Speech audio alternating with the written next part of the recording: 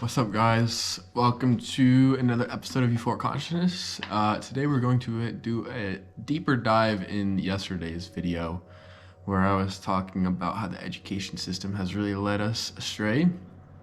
And in that topic I use slavery and how it's been used as a political ploy to divide and conquer the people.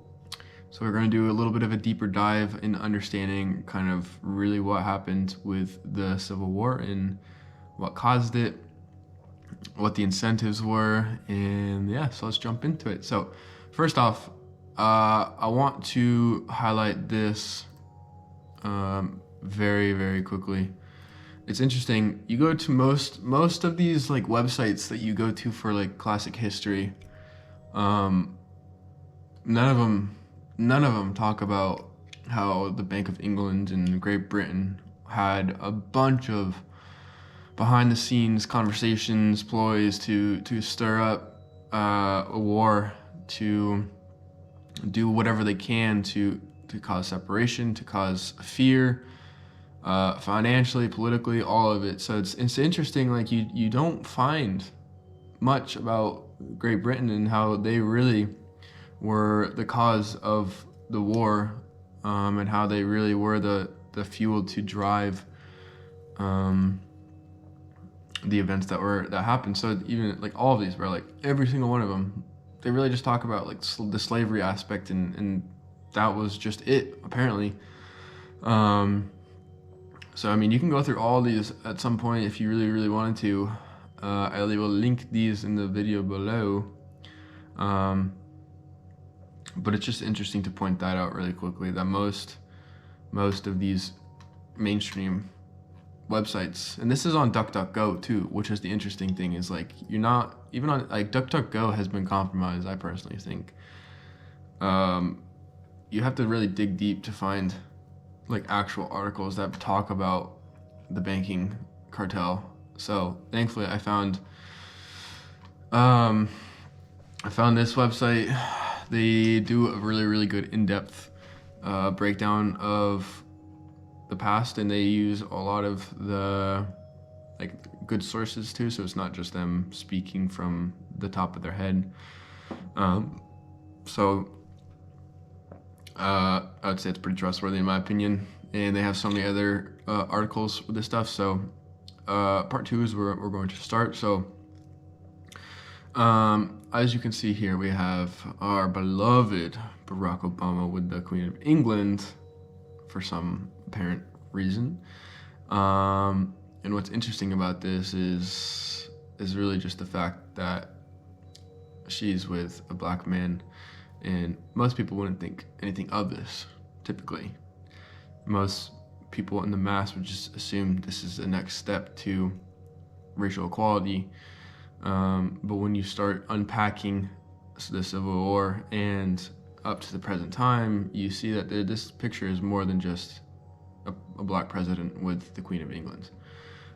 You typically wouldn't expect anything of it. I mean, you shouldn't expect anything of it, unfortunately. Like really, in all reality, you shouldn't expect anything from this picture. But when we start diving more into this, it really becomes apparent that they have much more to their agenda that people don't realize. So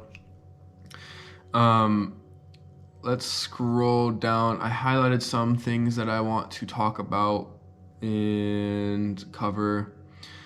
So as you can see, the Bank of England through the Bank of New York intended on using the Civil War as leverage to increase their stranglehold over the colonies.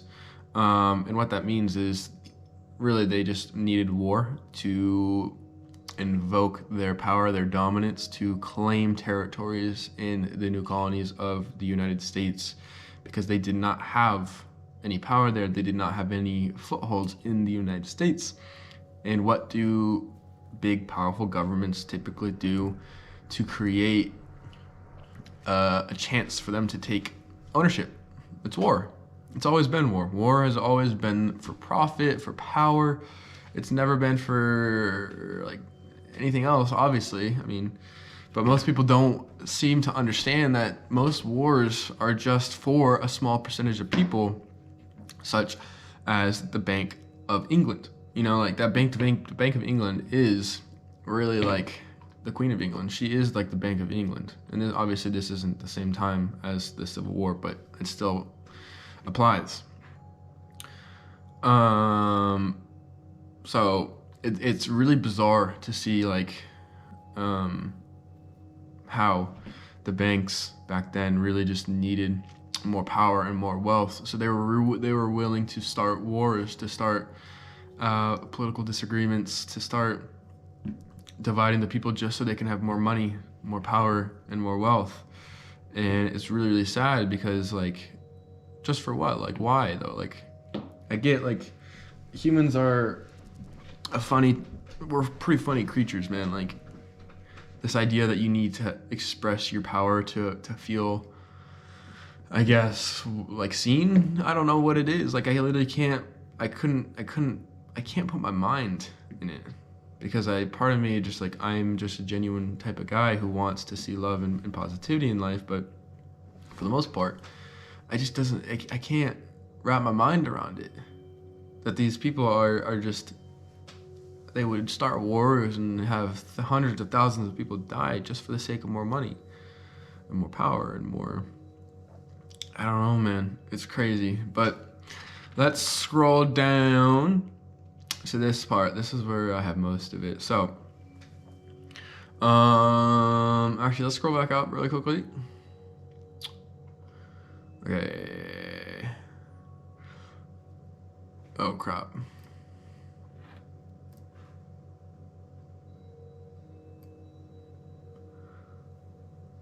Okay, this is important. I don't edit my videos, y'all. I mean, I forgot to highlight this stuff because this is important to know. So, Abraham Lincoln, thank God for this guy. He was smart. He understood what they were trying to do. So, I'm just going to read these.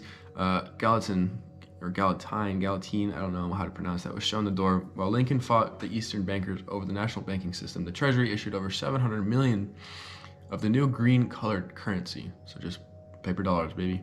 Banker Jay Cook was hired to sell small government bonds to the average citizen with 2,500 sub-agents. Cook sold over 1.3 billion worth of bonds from 1862 to 1865. That's crazy, yo. President Lincoln pushed for his measure of control over the banking system using more of his influence in Congress than any other issue. The New England and New York banks issued their congressmen, such as New York's cynical Senator Rosky Conkling, to defeat the bill, but Lincoln's prestige and authority won out, and he signed the National Currency Act on February 25th, 1863, and the National Bank Act on June 3rd, 1864, which included every banking director had to be an American citizen.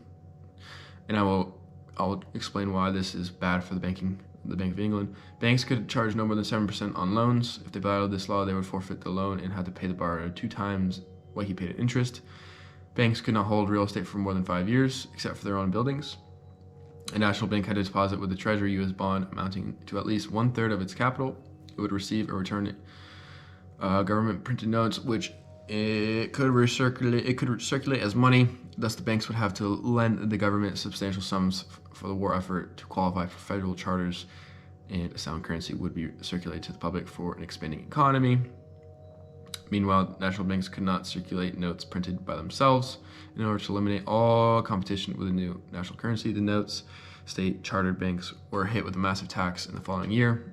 Most large commercial banks organized themselves according to the new system, and many new large banks were formed as national banks despite historically unprecedented financial needs. The government raised and printed the cash to fight and win the Civil War. With a combination of banking, tariff, educational, and agricultural measures enacted under Abraham Lincoln, the United States began the greatest period of industrial development ever seen anywhere. So, the reason why Abraham Lincoln was such a pinnacle person in this era was because when you need to understand the current banking system and what it is nowadays is it's operated on a fractional reserve lending system. So they take your money. Say if you put $900, they keep $90 of your money. No. They only have $90 of your money actually within your bank account, and they take $810 of your dollars and they go give it a loan to someone else, or they go and trade in the stock market and make 1,000% returns while you get absolutely nothing. So the first thing is every banking director had to be an American citizen, and what this incentivizes is most American citizens were against the Bank of England, or just really against England at this point in time, because that's why they left. They wanted to create a new just a new state of freedom, and they didn't want to deal with the corruption and the tyranny. So that in itself is already a good sign of growth for the United States. Banks could charge no more than 7% on loans. If you understand anything about banking cartels, they charge crazy percentage of loans to just really squeeze you. You know, like if you can't pay your loans, then you're basically owned by the bank at that point, and you're gonna have a never-ending debt and throughout your entire life. And at that point, you really are owned by the bank with invisible chains that you cannot see. And what's great about if they violated this law, if they violated this law, they forfeited the loan and had to pay the borrower 2 times what he paid in interest in, and that incentivizes bankers to not be an ass. You know, like you can either do that, but you're gonna have to pay that person twice the amount of interest that they are paying, and that really, most bankers, they're not gonna want to do that, because then they're gonna be in that position that they are in. So banks cannot hold real estate for more than 5 years. That is an exceptional thing too, because real estate pretty much was one of the main currencies back then, or just a form of showing your wealth, showing your prestige, to say the least. So by them not allowing to hold real estate for more than 5 years means it just creates a better economy, because it's going to continuously flow through the people, and it's not going to be held by one person only. And if you know anything about the current state of land being bought up in the United States, it's quite alarming that Bill Gates himself has purchased over 300 million acres of land. Not to mention that the Chinese, they own most of the ports in the United States, especially in California. It's very concerning. So let's scroll down a little bit. Let's see. So I think you're starting to understand kind of there's much more to the Civil War than we've ever known, because I never was taught this stuff in school.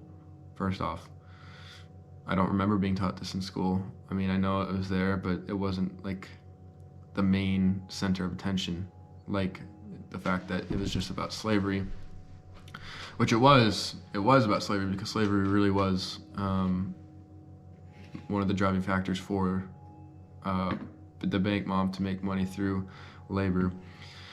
But to say that it was just entirely about slavery is completely false. So let's go down now. So once the banks saw what Abraham Lincoln did, they had to take a new approach. So they focused their efforts on regaining control of Congress and the Republican Party. Money is the milk blood of politics, which is absolutely true, and they prevailed. Lincoln was forced into a series of compromises near the end of the war that doomed any chance of economic independence from the Bank of England and her minions in the U.S.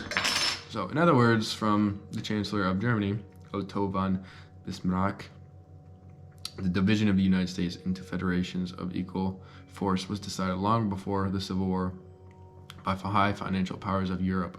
These bankers were afraid of the U.S. if they remained as one bloc, as one nation, would attain economic and financial independence, which would upset their financial domination over the world. So what this really the first thing that we read, money is the milk blood of politics, is you need to understand that politics is nothing more than just a ploy to keep the mass poor, to keep the mass dumbed down. It's never been about the people. Politics has never been about the people.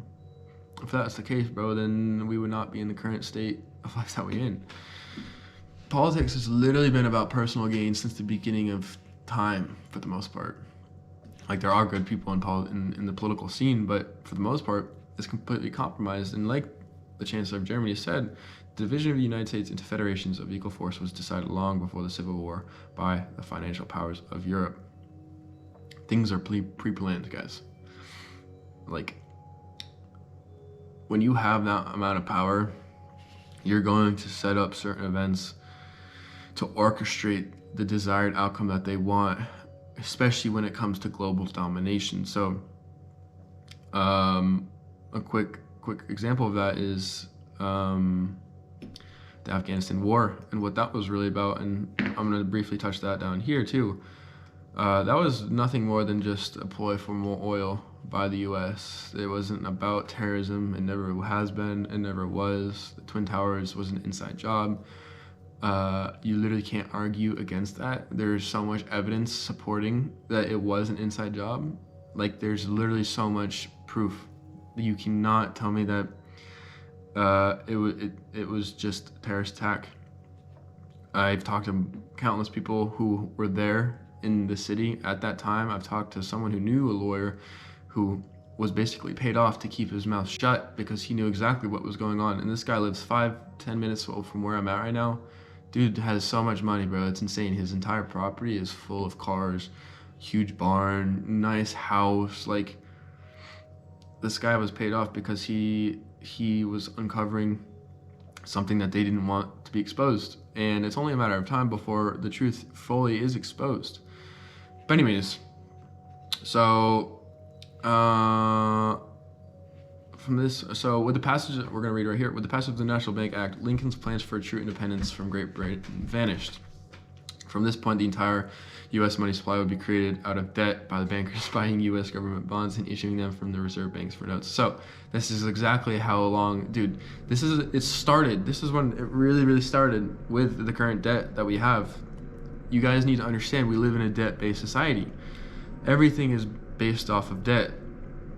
Not to mention the fact that we've printed more money in the past year and a half than we have in the entire history of fiat currency.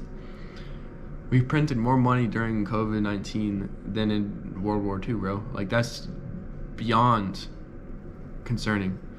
So the greenbacks continued to be in circulation until 1994. Their numbers were not increased, but in fact decreased. So, what is the word for that? Inflation, I guess you could say, or deflation, excuse me. So another reality that is the southern states were manipulated into war with the North by their plantation aristocracy. I always have a hard time pronouncing that, who in turn manipulated by the banksters of England. Their whole goal was to create debt and financial slavery for all of the United States, which makes me think about the current state that we're in. The political goal was to keep us chained down to colonial status and destroy the republic.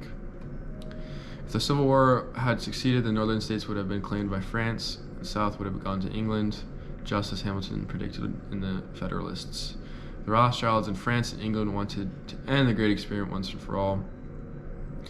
Blah, blah, blah, blah, blah. So this is another thing that is really, really interesting to talk about. The gold standard was held up by the banksters as a mean of winning people off their free paper currency. Economic instability made the American public desperate for a solution. So that's how it is. There's always a problem, there's always a reaction, and there's a solution. Everything is pre-planned, guys. Everything is pre-planned. The banksters owned media railed against Lincoln's greenback as the villain. I'm not a Trump supporter. I'm neutral with everything, but that's the same thing that happened to Trump. They made him look like a bad guy. Everyone has dirt, bro. Everybody got dirt. He's not the best man. I know that. He ain't the best man by any means, but he ruined their plans, just like Lincoln did. So the supply of the greenback went from 1.8 billion in circulation in 1866, allowing $50 per person, all the way down to 0.4 billion only 10 years later, leaving $6.67 per person with a continuously growing population. So it's almost like the same now. Like, the US dollar is probably worth nil. Like, it's nothing. It's not worth anything. The only reason why it's worth something is the fact that we have a belief it's worth something. Other than that, it's not worth shit, guys. I think it was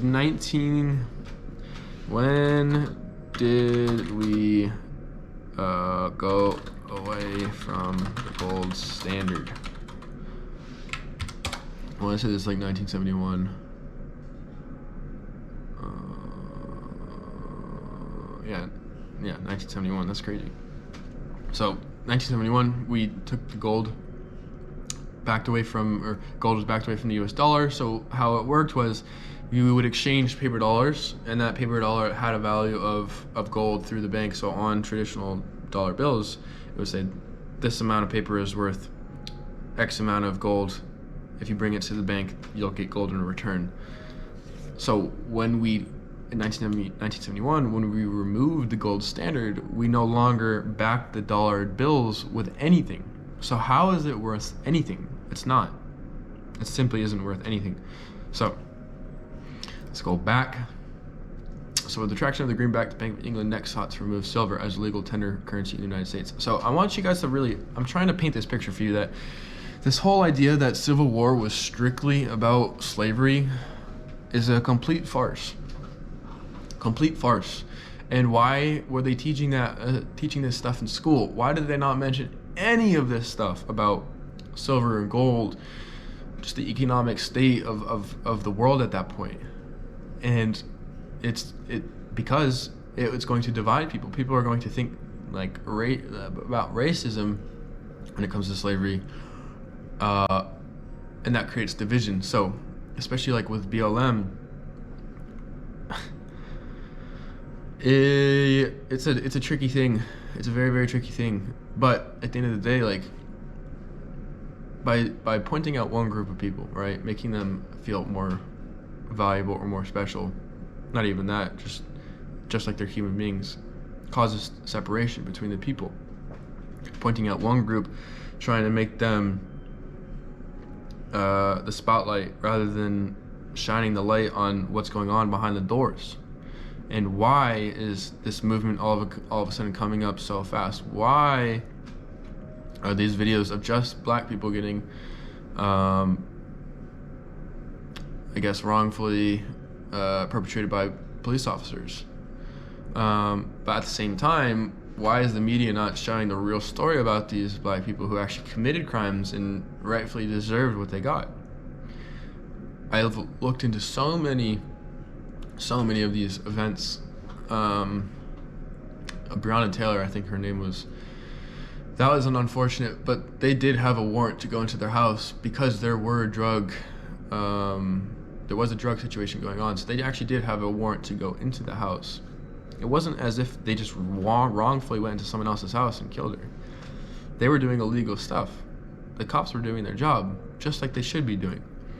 You know what I'm saying? So it's like, you guys need to look a little bit deeper, to look behind the scenes of what's actually going on, not just what a few people say, not just what the media says, but actually look into the police reports, look into the economic reports to see what incentives are going on behind the door. How are politicians benefiting from this? And with BLM specifically, I don't know how much money they've raised. I know it's in the billions, and I know for a fact that pretty much nothing has actually gone to supporting like black communities. And who controls that party? The Democrats do. At the end of the day, right wing, left wing, same bird. I don't care about politics, but these Democratic people have their own agenda, which is money and power, which is the same thing that happened in the Civil War. So let's scroll down. How has this impacted us currently? So this is where it gets interesting, guys, because this is when we bring in the IRS, and the Rothschilds have always been part of every war for the most part. So the Rothschilds, the IRS are always have and will always be connected together. So the IRS is the Bank of England interest collection agency.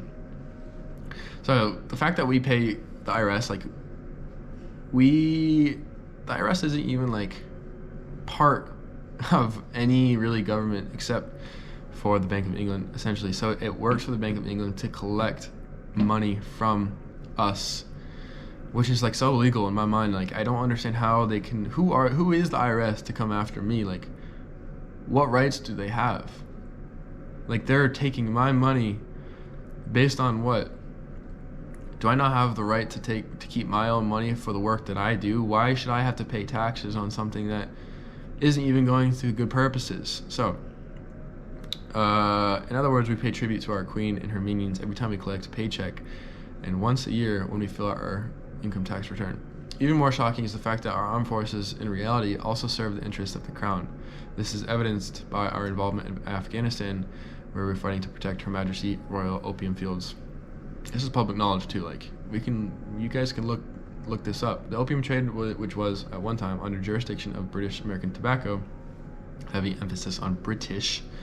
This can also be seen in the British petroleum ownership and partnership with China of the oil fields in conquered Iraq. And I will make a quick statement about the oil. How I mentioned that the Afghanistan war was just about oil was, I'm really blanking out on the guy's name that we were after. The United States was after. What was his name? It might come back to me in a second. Even if I search it up, I'm not gonna know the guy's name. This is bad, guys. I can't remember his name. But that guy who was wanted by the United States as a national security threat, the very first thing he did when the United States landed in Afghanistan was burn their entire oil fields and the opium fields, because he knew exactly what they were trying to do. And we put this blame on some guy in Afghanistan and made him look like some terrorist attack or terrorist leader, when in reality this guy had nothing to do with any of that stuff, bro. There was already a deal being made between Afghanistan and the United States for oil, but the United States was like, you know what, why don't I just go and just take all of it for myself? So let's fake a terrorist attack. Let's put the blame on this guy, put him all over social media, make him look like a psychopath, and then let's kill him. Let's take all their money, let's take all their oil, and then let's just leave. That's pretty much how it happened. So, anyways, we provide the soldiers, the hardware, and the bloodshed. They provide the ability to cash out in our sacrifice and murder millions of innocent civilians. Next comes the oil-rich fields of Iran. Undoubtedly, our queen and her Rothschild minions will cut both Russia and China in on the action, like they have done in Iraq. We will once more provide the cannon, fodder, and the military hardware to do the job. We end up with nothing but blood in our hands, an empty treasury, and the Bank of England owed debt. They end up with more lucrative oil contracts. We go broken further in debt, they get richer at our expense. If this had any benefit for the people of Great Britain, their support for these war would make sense. However, their aristocracy, oh my goodness, hates them as much as they do us. Like, these people hate us, guys. Like, they literally they hate us. They passionately wish all of us were gone out of this world, because they want this world to themselves, because they are selfish, arrogant pieces of shit, bro. This is evidenced by their own domestic financial problems, satanic pedophilia rings that prey on their citizens, and the shocking collapse of civil liberties. Let's see. So this is interesting too. The banksters conspire with the crown to create such luminary psychopaths as Stalin, Mayo, and Hitler. And if you guys know anything about Hitler, I don't know too much about Stalin and Mayo, but Hitler was on drugs every second of the day. This guy was being pumped full of drugs, like meth, heroin, speed pills, literally anything you can think of. So this guy literally was out of his freaking mind, because these people behind his shoulders were actually the ones dictating the war, actually dictating what was supposed to go on.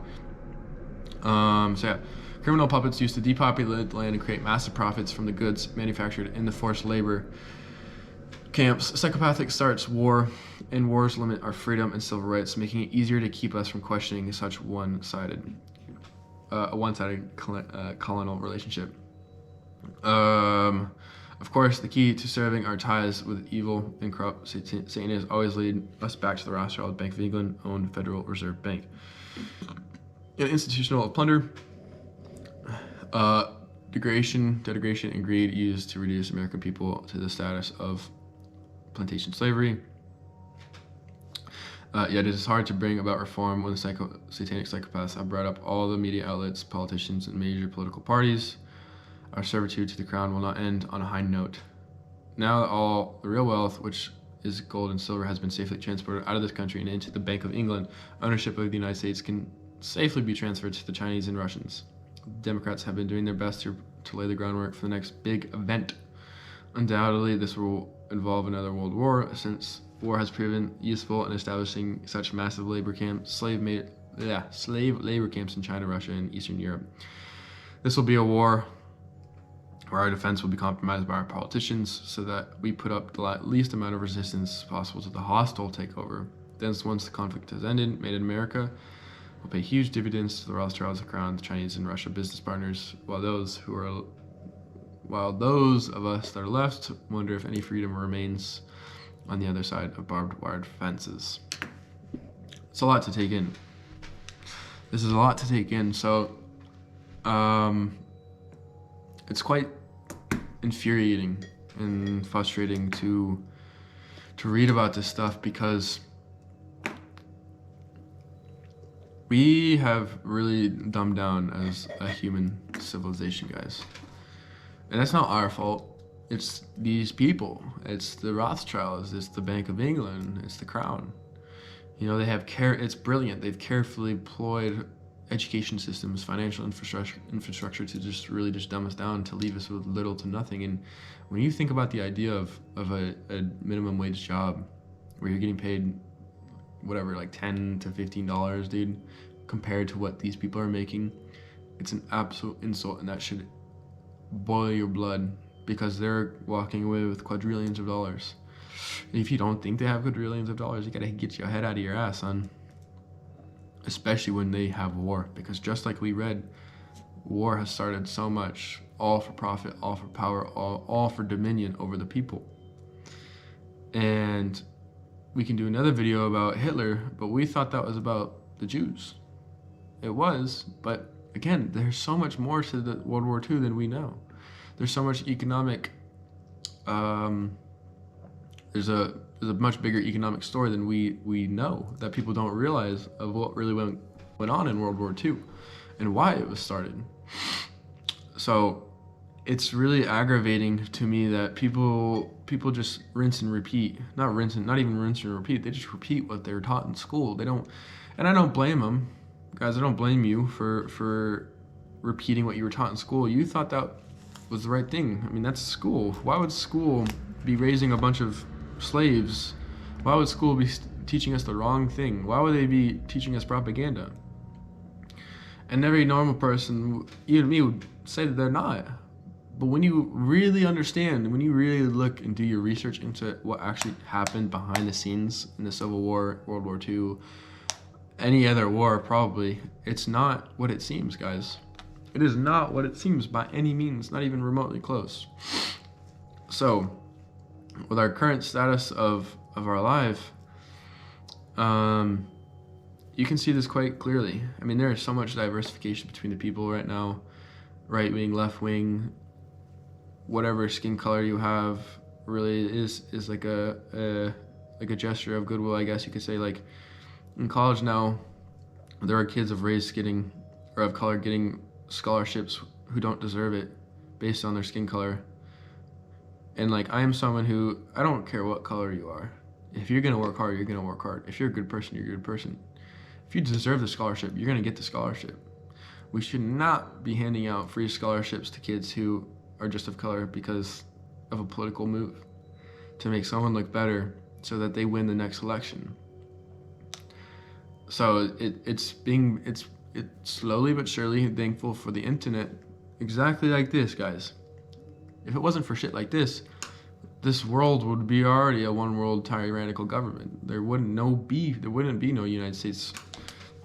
There wouldn't be any like real freedom. But thanks to the internet, this is the first time in human history that we have knowledge at our fingertips just like this. So it's important to do your research, guys. It's important to dig deep to understand really what's going on behind the scenes, rather than learning things once and only in that context, rather than looking from another perspective. Because when you break down the word history, it's his story.